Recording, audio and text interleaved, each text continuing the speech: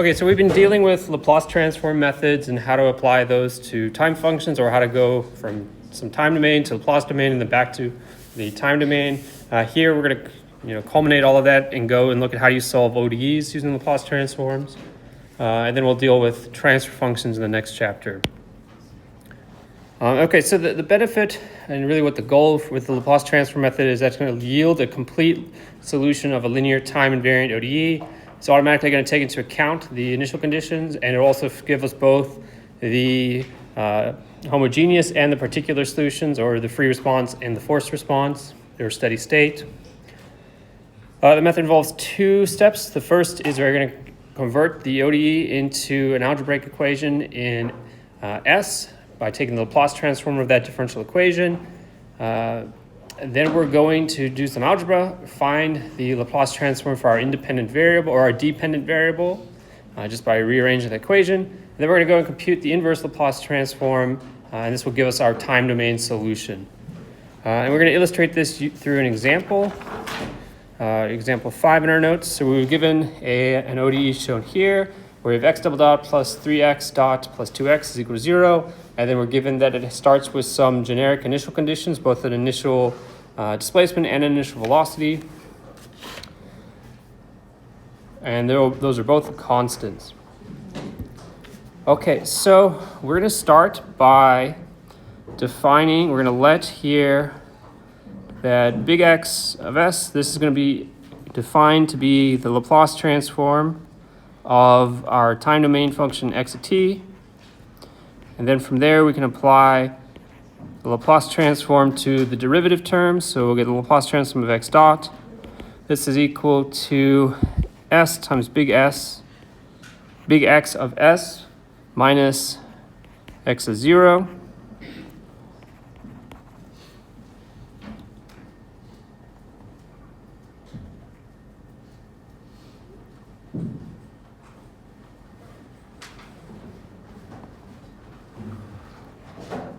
And then also we'll apply that to the second derivative.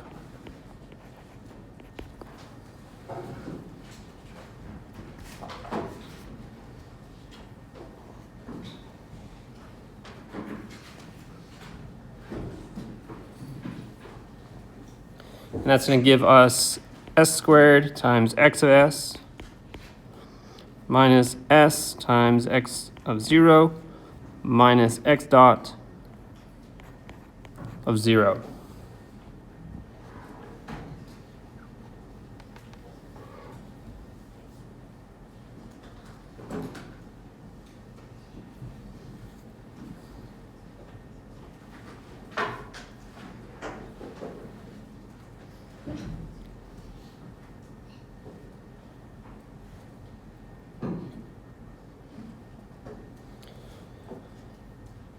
So from here, we can plug in, or we're basically going to take the Laplace transform of the differential equation, effectively plug in for each of those terms, and our ODE, say that the ODE then becomes,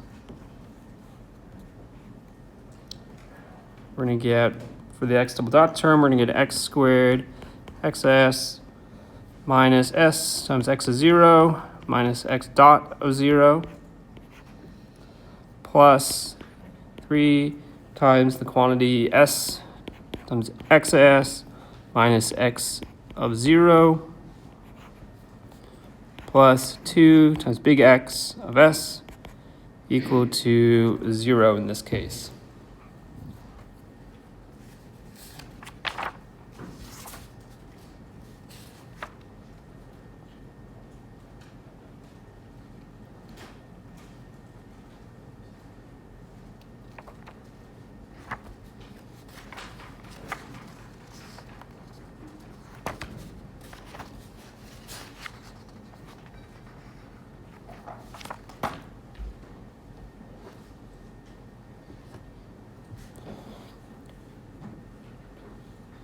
And we can then write this out, grouping some of the terms. We'll get s squared plus 3s plus 2.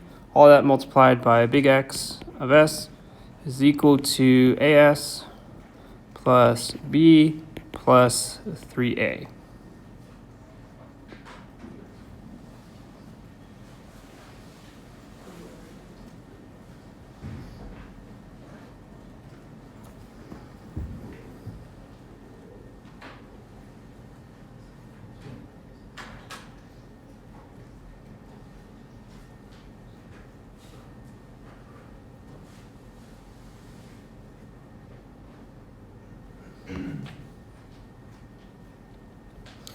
And then from here, we can solve for big X of S.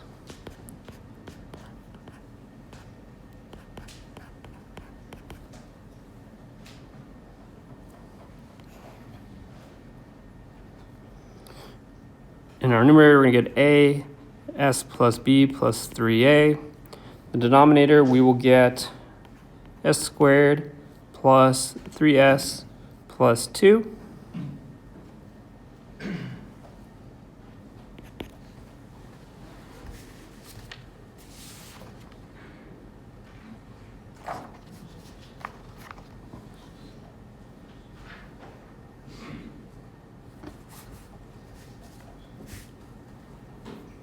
We're going to break that denominator into its roots.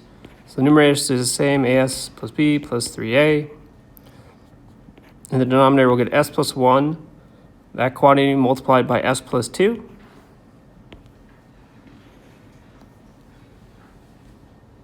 And then from here, we'll do a partial fraction expansion.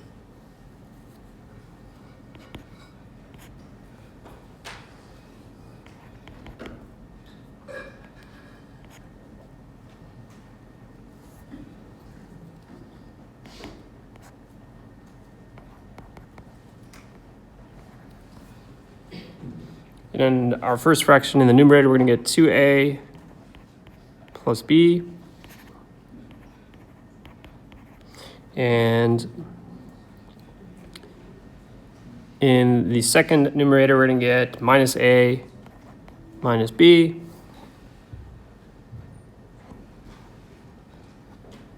And then now that we've done the partial fraction expansion, we're now at the point where we can do inverse Laplace transforms to find the time response for x of t.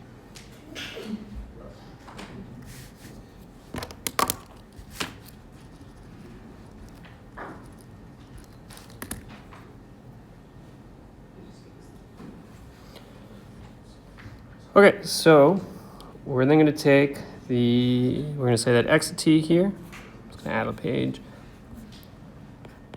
X of t is going to be equal to the inverse Laplace transform of that first fraction. That's 2a plus b divided by s plus 1. I'm going to pull a minus sign out of the numerator in the second fraction, and so we'll get minus the inverse Laplace transform of a plus b divided by s plus 2.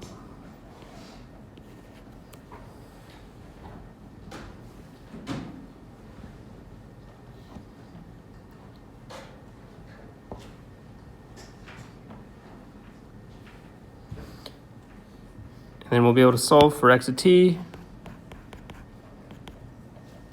And in this case, we're going to get 2a plus b. That's all multiplied by e to the minus t. And then minus a plus b times e to the minus 2t.